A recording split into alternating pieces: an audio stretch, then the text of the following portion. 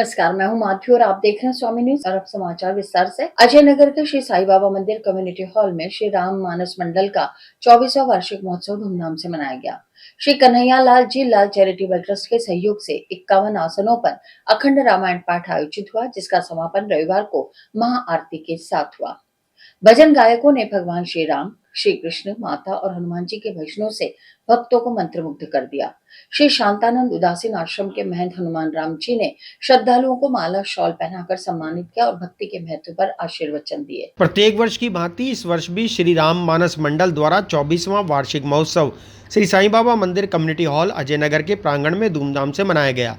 श्री कन्हैयालाल जी लाल charitable trust Ajmer के सहयोग से 51 आसनों पर अखंड रामायण महापारायण का भव्य पाठ आयोजित किया गया, जो 9 नवंबर को गायत्री हवन के साथ प्रारंभ हुआ।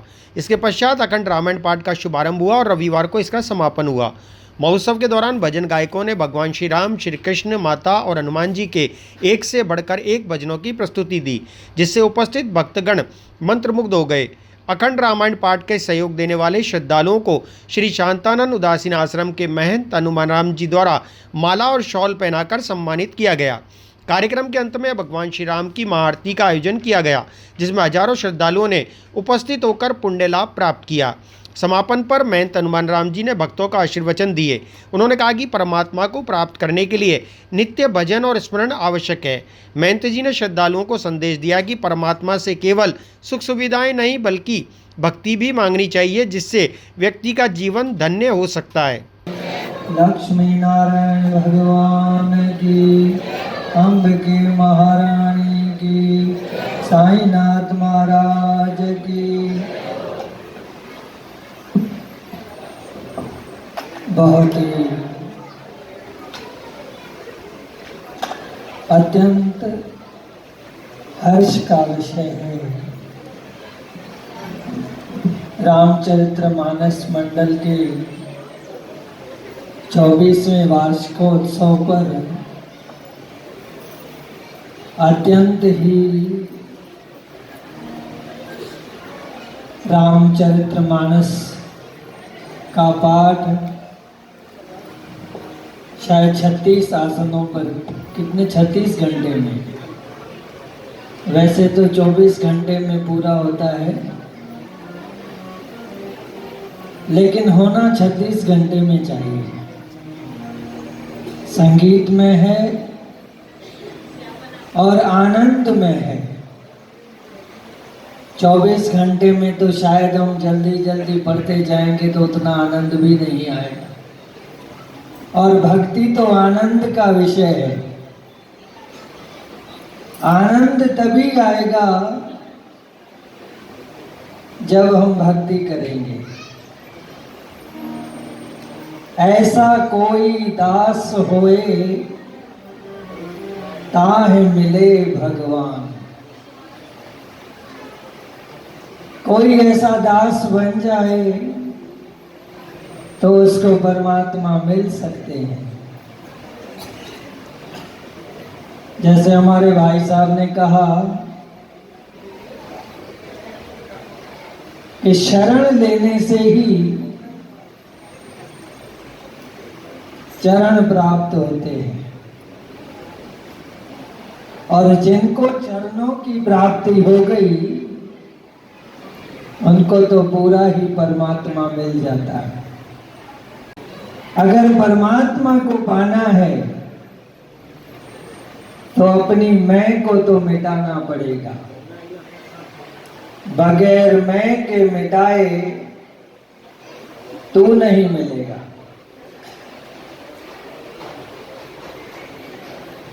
गाते हैं ना, भाई साहब भी गाते होंगे, साथी हमारा कौन बनेगा,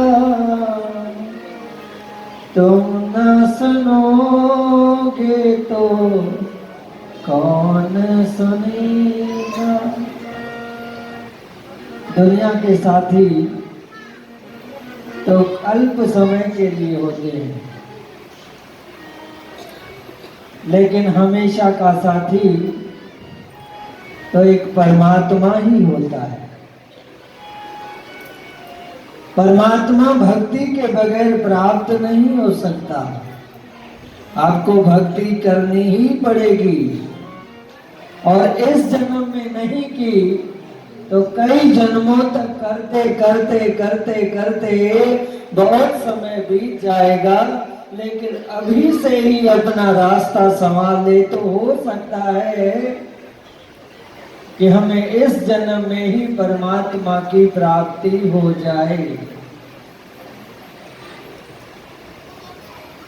जैसे राधिका थी, किसी महात्मा ने, ऋषियों ने उनसे पूछा, राधिका तूने ऐसा कौन सा कर्म किया है जो तीनों लोगों का मालिक तेरे पास है?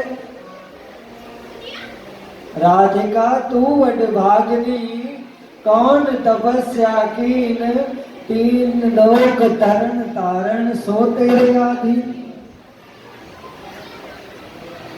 अच्छा ये बताइए, हम परमात्मा को अधीन कर सकते हैं? कर सकते हैं भाई? हाँ भाई साहब, परमात्मा को अधीन कर सकते हैं?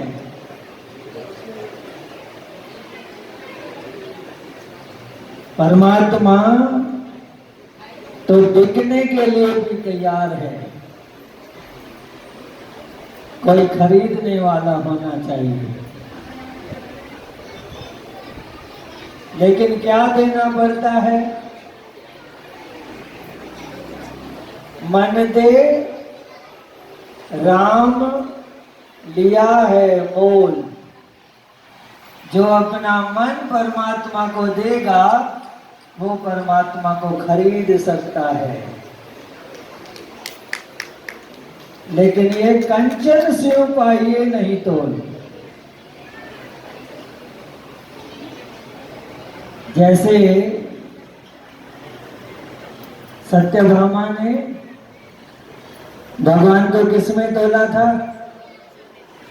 सोने में। तो वो उसके बस नहीं आया। लेकिन मीरा ने मन दे दिया तो उसके बस में आया।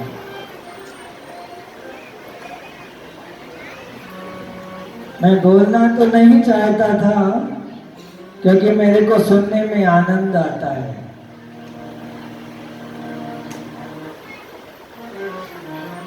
क्योंकि बोलने वाला तो बोलता ही रहेगा और सुनने वाला सुनता ही रहेगा। मालिक के दरबार में तो बोलने का काम है, न सुनने का काम है। मालिक के यहाँ तो सिर्फ समर्पण का भाव है। जो मालिक को समर्पण करेगा मालिक को उसको मिलेगा। इसलिए कहा मन दे राम लिया है मोल, कंचन स्यों पाइए नहीं तोल। अपना मन उस मालिक के चरणों में सौंप दें, उस मालिक की भक्ति जरूर करें। दुनिया में ऐसे अनेक काम करते रहते हैं, लेकिन एक काम है जो हम जिम्मेदारी से नहीं करते। करते तो हैं, लेकिन फर्ज समझ के नहीं सब करते, नौकरी समझ के नहीं करते। मालिक की भक्ति तो फर्ज समझ के करो, नौकरी समझ के करो। मालिक मजदूरी देते है, क्या राखेगा राम। जब मनुष्य मजदूरी देता है तो राम नहीं देगा। और यहाँ तो कितने ही राम नाम का मंत्र उच्चारण हुआ है। एक राम के नाम का मोल तो खुद भगवान भी नहीं दे सकता।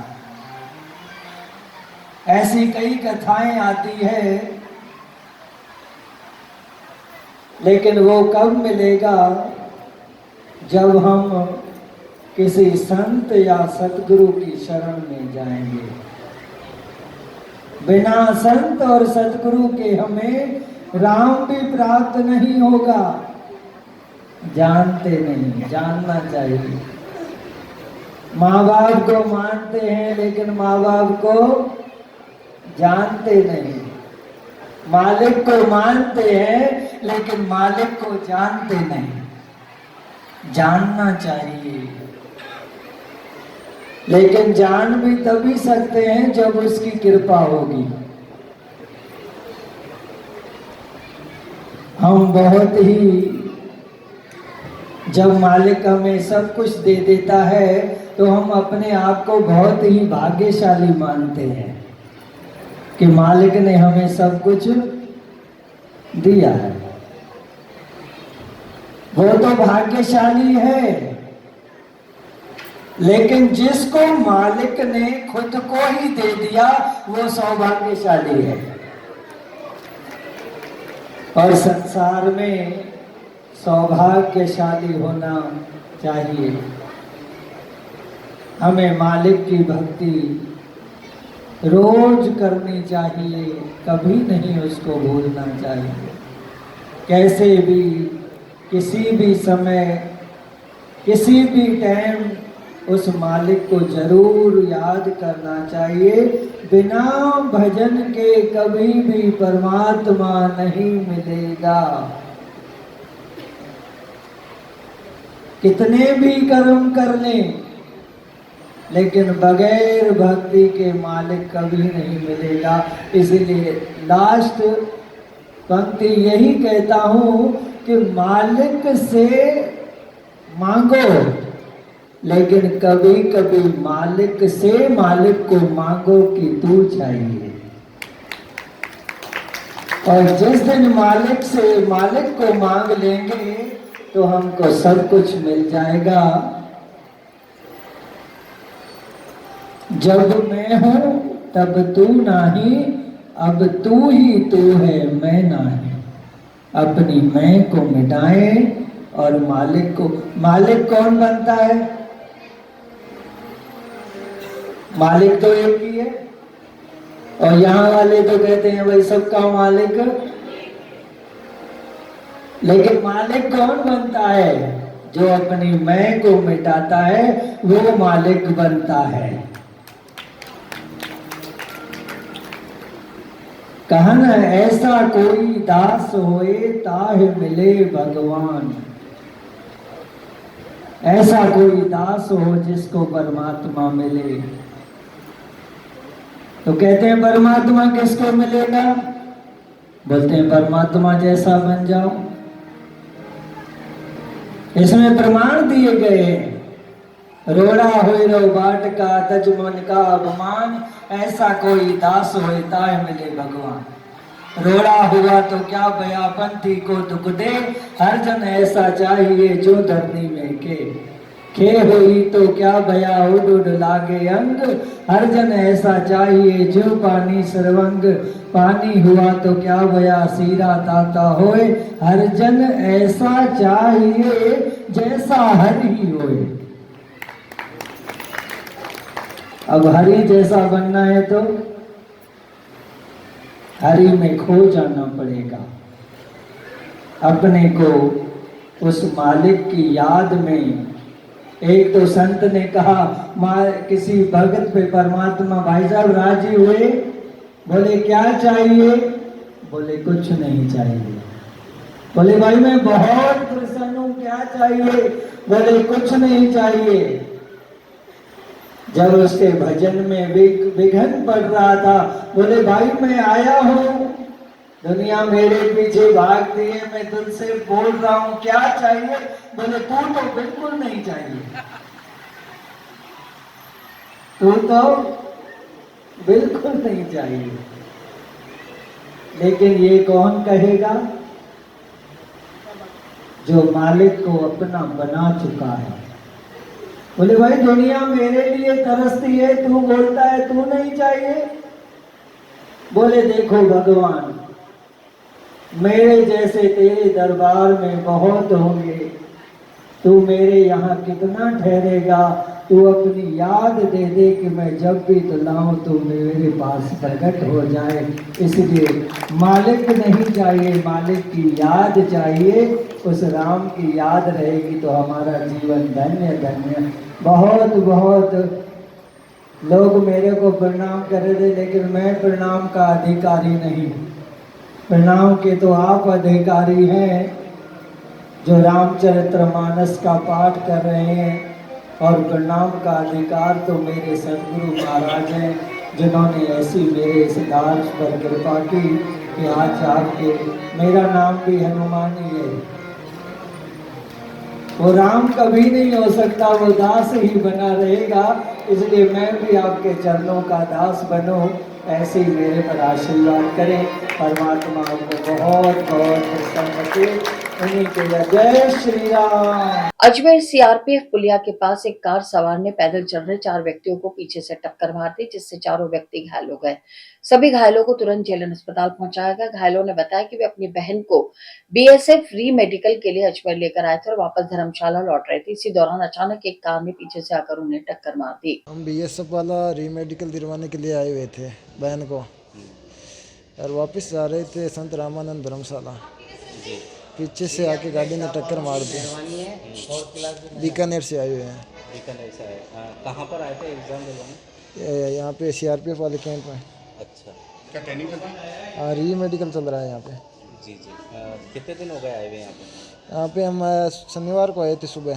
जी, तो आज क्या वापस आ रहे थे? नहीं, आज वापस वो रविवार की छुट्टी आ गई, तो सोमवार का बोला था कि सोमवार को रिजल्ट सुनाएंगे। जी, तो फिर क्या हुआ इसके बीच? तब मैंने बहन को यहाँ पे छोड़ के हम और हमारे साथ में एक और सादा सर के हम वापस जा रहे थे कमरे। पीछे से गाड़ी ने टक्कर मार दी। कौन सी गाड़ी थी? वो गाड़ी तो बाहर खड़ी है। बाहर खड़ी है। कितने जनों को लगी है? 4 जनों के। बीएसएफ वाले वो कैंट के थोड़े से आगे। हाँ जी, आपका नाम? सुभाष। आज अधिवक्ताओं ने सिविल लाइंस थाना अधिकारी छोटेलाल मीणा के खिलाफ पुलिस अधीक्षक को ज्ञापन सौंपा। अधिवक्ताओं ने आरोप लगाया कि थाना अधिकारी ने एक अधिवक्ता के साथ अभद्रता की और सभी अधिवक्ताओं के खिलाफ अपमानजनक टिप्पणी की है। अधिवक्ताओं ने पुलिस अधीक्षक से थाना अधिकारी के खिलाफ सख्त कार्रवाई की मांग की है। भानु प्रताप सिंह जी शक्तावत वो अपने किसी न्यायिक कार्य से सिविल लाइन थाने गए थे, लेकिन वहां पर जो तत्कालीन थाना अधिकारी हैं छोटेलाल जी मीणा द्वारा वो अभद्र व्यवहार किया गया उनके साथ ही अधिवक्ता समुदाय के खिलाफ अपमानजनक टिप्पणी की गई, जिससे पूरा अधिवक्ता समुदाय उद्वेलित है और उनके द्वारा इस तरह का कृत्य किया गया जो हम सबके लिए अशोभनीय है। हम ये एसपी साहब से पुरजोर मांग करते हैं कि ऐसे व्यक्ति को प्रथम दृष्टया तुरंत प्रभाव से लाइन हाजिर किया जाए और उसके खिलाफ सस्पेंड की कार्रवाई भी की जाए। राजेश यादव, सचिव जिला बार एसोसिएशन अजमेर। विधायक और पूर्व मंत्री अनीता बघेल द्वारा एडीए के उपायुक्त भरतराज गुर्जर पर भ्रष्टाचार के आरोप और विवादित टिप्पणी किए जाने के विरोध में गुर्जर समाज ने रोष जताया। समाज के लोग रैली के रूप में डाक बंगले से कलेक्ट्रेट पहुंचे और जिला कलेक्टर को प्रधानमंत्री व मुख्यमंत्री के नाम ज्ञापन सौंपा। ज्ञापन में आरोप लगाया गया कि 9 नवंबर 2024 को विधायक बघेल ने मंत्री झाबर सिंह खर्रा की उपस्थिति में अधिकारी भरतराज गुर्जर के खिलाफ अशोभनीय टिप्पणी की। इसके विरोध में गुर्जर समाज ने कलेक्ट्रेट के बाहर विधायक का पुतला जलाकर विरोध प्रदर्शित किया। कल हमारी गुर्जर समाज की एक कोर कमेटी का गठन उबड़ा का देवरा देवनारायण मंदिर में आदरणीय हरचंद जी हाकला, हरि सिंह जी, हमारे वरिष्ठ पूर्व जिला न्यायाधीश किशन जी गुर्जर और हमारे सम्मानित समाज के वरिष्ठ संरक्षक के निर्देश में कल कोर कमेटी का गठन किया और ये डिसीजन लिया गया कि 3 दिन पूर्व जो भारतीय जनता पार्टी की दक्षिण की विधायक आदरणीय अनीता जी बघेल द्वारा जो उपायुक्त नगर निगम भरत जी गुर्जर पर सार्वजनिक रूप से मीडिया के सामने इस तरीके से अशोभनीय तरीके से उन्होंने उनको कहा कि चोर उचक्का है, उसको पकड़ के लाओ, मैं पीटूंगी, जनता भी पीटेगी। ठीक है, वो दोषी है, उनको सजा दीजिए, आपकी सरकार है, आपकी एजेंसियां हैं, जांच कराइए, हम उनका पक्ष नहीं ले रहे हैं। हम तो ये कह रहे हैं कि आप सार्वजनिक रूप से एक प्रशासनिक अधिकारी को, आपका उपराष्ट्रपति जिसको सम्मानित करता है, देवमाली गांव जो वर्ल्ड हेरिटेज उन्होंने जो है उनको घोषित किया, उनको पारितोषिक देकर के सम्मानित किया है। एक तरफ तो आपके उपराष्ट्रपति जी सम्मानित कर रहे हैं, मैं पार्टी से भी ये आग्रह करना चाहूँगा, माननीय प्रधानमंत्री जी, माननीय मुख्यमंत्री जी, माननीय प्रदेशाध्यक्ष जी, माननीय देवनानी जी से भी ये आग्रह करना चाहूँगा कि एक तरफ तो आपकी भारतीय जनता पार्टी आरएसएस एक रीति नीति, विनम्रता, सादगी का परिचायक है, एक तरफ आप पाठ पढ़ाते हैं शालीनता का, और एक तरफ आपकी मुख्यमंत्री इस तरीके से प्रशासनिक अधिकारी को खुले रूप से चेतावनी दे रही है। हम भारत का नाम लेते हमको मान्य था, पर आप एक विशेष रूप से जाति विशेष को टारगेट करके भरत गुजर को बुलाओ, उसको बुलाओ, पकड़ के पीटूंगी, ये कहाँ तक न्यायोचित है। मैं मीडिया के माध्यम से ये आगाह करना चाहता हूँ माननीय विधायक को कि अभिमान मत पालिए मैडम, अभिमान तो रावण का भी नहीं रहा था। रावण भी प्रखंड पंडित था, महाकाल का भक्त था, तो वो तो बहुत प्रखंड पंडित था, उनका भी अभिमान चकनाचूर हो गया।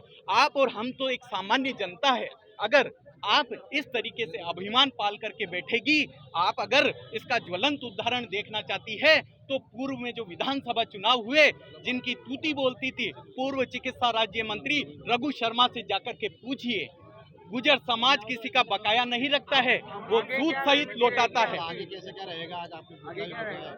आज जो पुतला फूका है, अभी हम पार्टी से एक ज्ञापन दे रहे हैं मुख्यमंत्री, प्रधानमंत्री, प्रदेशाध्यक्ष के नाम कि यदि गुजर समाज की भावना की कद्र नहीं करेंगे तो आने वाले समय में 13 तारीख को उपचुनाव है, कोर कमेटी बना दी गई है, 50,000 पैम्पलेट गुजर समाज के जो है कल कोर कमेटी बनी, उन्होंने पैम्पलेट छपवाए हैं और एक अपील की गई है कि अनीता बघेल विधायक जो है वो अपने शब्दों को वापस नहीं लेती है, समाज से माफ़ी नहीं मांगती है, तो इसका परिणाम उपचुनाव में देखने को मिलेगा। और हो सकता है, ज़्यादा समय नहीं है, 1 साल तो निकल गया अनीता जी बघेल का, तो उनको भी इसका पुष्कर नगर परिषद ने कपालेश्वर महामंदिर की जमीन पर व्यवसाय कर रहे दुकानदारों को हटाने की चेतावनी दी है, जबकि इस जमीन पर न्यायालय का स्टे ऑर्डर है। महन सेवानंद गिरी ने आरोप लगाया कि परिषद ने उनके दस्तावेजों और स्टे ऑर्डर को नजरअंदाज किया है। उन्होंने प्रशासन से अपील की कि पहले दस्तावेजों की जांच की जाए और यदि फिर भी गलत पाया जाए तो उन्हें साबित किया जाए। मामला ये है, श्री कपालेश्वर महादेव मंदिर ट्रस्ट की जमीन कपालेश्वर मंदिर के गेट से ब्रह्मा मंदिर रोड के बीच में स्थित है और उसका जो खसरा नंबर है वो 3260/101, 3261/101, 3262/99, 3263/99 ये ज़मीन है। और रोड के सारे पिछले 8-10 सालों से अस्थायी कच्ची टीन टप्पर में दुकानें लगी हुई है, जिसमें गरीब लोग अपना कमा के खाते हैं और थोड़ा बहुत किराया मंदिर को देते हैं, जिससे मंदिर की व्यवस्था चलती है। अभी पिछले परसों नगर पालिका आकर के जो नई दुकानें लगाई है उसको तोड़कर चले गए। उनका ये कहना था कि रेवेन्यू बोर्ड से यथास्थिति का आदेश छोड़ते हैं, जबकि जमाबंदी में जो नोट लगा रखा है वो पुष्कर मेला स्टेडियम में आयोजित पर्यटन विभाग द्वारा विदेशी पर्यटकों को राजस्थान की संस्कृति से परिचित कराने के लिए विभिन्न प्रतियोगिताएं चल रही हैं। इसी सिलसिले में आज देशी और विदेशी टीम्स के बीच कबड्डी मैच आयोजित किया गया। इस मैच में स्थानीय खिलाड़ियों ने अपना दबदबा बनाए रखते हुए विदेशी टीम को 43-29 से हराया।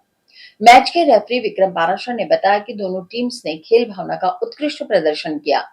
पर्यटन विभाग द्वारा विजेता और उपविजेता टीम के खिलाड़ियों को स्मृति चिन्ह दिए गए। पुष्कर के अंदर पुष्कर फेयर के तहत आज कबड्डी प्रतियोगिता आयोजित हुई। मैं सभी प्रशासनिक अधिकारियों और आयोजकर्ताओं को धन्यवाद ज्ञापित करता हूं कि ऐसे गेम जो विलुप्त हो रहे हैं उनको उठाने का काम किया है और ऐसे गेम होने भी चाहिए। और ये गेम हमारे बीच, इंडियन के बीच और अंग्रेजों के बीच हुआ, यानी कि देसी बनाम विदेशी। तो इसके अंदर हम देसी ने विजय प्राप्त करी है। इससे हमें खेल को खेल की भावनाओं से खेलते हुए हमने अपनत्व की भावना को खेलते हुए भाईचारे के साथ विदेशियों को हराया। और इससे एक सीख भी मिलती है कि गेम किस तरह राजस्थान की जो संस्कृति है, हमारे जो विदेशी भाई है वो यहाँ से संस्कृति सीख के जाते हैं, हमारे उनके विदेश में हमारे देश का प्रचार प्रसार करते हैं। तो इससे ये हमारे को भावनाएं मिली, इसके लिए मैं सभी का धन्यवाद ज्ञापित। पहली बार विदेशियों को के साथ खेला है कबड्डी आपने? नहीं, ये गेम हमारे हर साल खेलते हैं हम, हमारी टीम हर साल इसमें भाग लेती है हर साल हराते हैं? और हर साल हम विदेशियों को हराते हैं, डंके की चोट पे जीतते हैं और पुष्कर फेर का आयोजक जो होता है उसको बड़ी शान से मनाते हैं। इसमें कबड्डी का मैच हुआ है जिसमें देशी ने बाजी मारी है। 43-29 से देशी विजय रहे हैं और बहुत ही अच्छा सौहार्द देखने को मिला है। मैं डीओ ऑफिस से विक्रम शर्मा। कितने इसमें देसी और विदेशी ने भाग लिया था? इसके अंदर देशी ने अपने 10 बंदों ने भाग लिया है और विदेशियों ने 8 जनों ने भाग लिया है। देसी ने कितने अंक लिए और विदेशी ने कितने अंक लिए? देशी ने लिए 43 अंक और विदेशियों ने भी अच्छा प्ले प्रदर्शन किया और 29 अंक लिए। ठीक, आपका नाम बताओ। Vikram Sharma. From Australia. today you play this kabaddi in desert ground. We're at Pushkar Mela ground. We play kabaddi. How is your experience? It was a great experience. Got lots of players from Australia, England, Netherlands. So it was great fun. We enjoyed kabaddi. First time here in Pushkar? First time in Pushkar. We like Pushkar. Pushkar very nice. And you win or lose? We lost against the local team, but it was our first time. So next time we beat them. Same time tomorrow we beat them. First time you play kabaddi? First time kabaddi, yeah. I like kabaddi. And how is about Pushkar Fair? Pushkar's fair is really cool. Yeah, lots of camels, lots of colours, lots of people. So it's very exciting for me from Australia. We don't have this in Australia, so it's very exciting. Ajmer जिला गौड़ ब्राह्मण सभा का दीपावली स्नेह मिलन और अन्नकूट महोत्सव सभा भवन माल road पर आयोजित हुआ। इस अवसर पर समाज के लोगों ने दीपावली की शुभकामनाएं दी। समाज की महिलाओं ने सांस्कृतिक कार्यक्रम प्रस्तुत किए और पुरुषों ने गीतों की प्रस्तुति दी। साथ ही समाज की प्रतिभाओं को सम्मानित किया गया। कार्यक्रम का समापन आरती और अन्नकूट प्रसाद वितरण के साथ हुआ। अजमेर जिला गौड़ ब्राह्मण सभा माल रोड अजमेर में दीपावली स्नेह मिलन का आयोजन किया गया और जो अच्छे प्रकार से यहाँ पे संपन्न हुआ है उसमें बच्चों ने भजन सुनाए, बुजुर्गों ने भी भजन सुनाए, महिलाओं ने अपने नृत्य किए, बच्चों का भी नृत्य हुआ है और समाज पे भी चर्चा हुई है, समाज के कार्यों के लिए भी चर्चा हुई है और अब भोजन प्रसादी का आयोजन किया जा रहा है।